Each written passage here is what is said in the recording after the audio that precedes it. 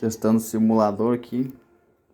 Vamos ligar a linha 30, 15.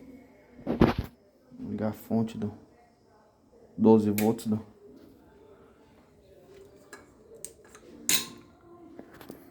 Já pulsou lá as unidades. Vamos selecionar.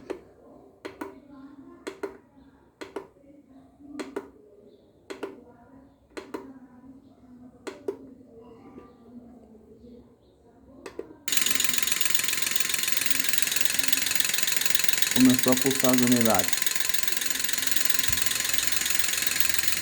Vamos conectar o raster.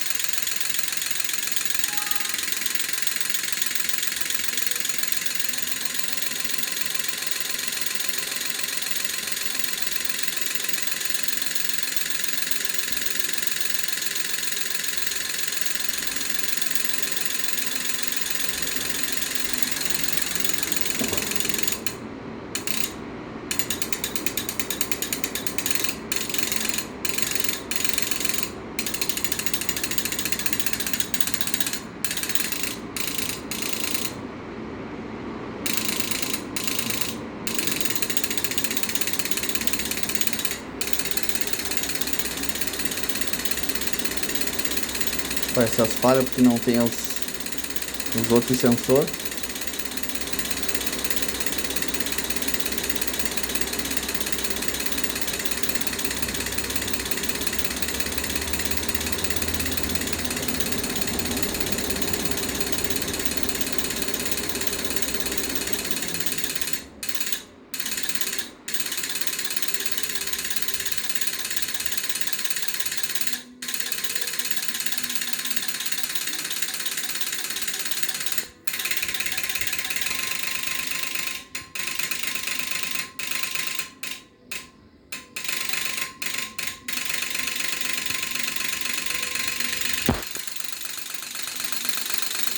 Funcionando certinho.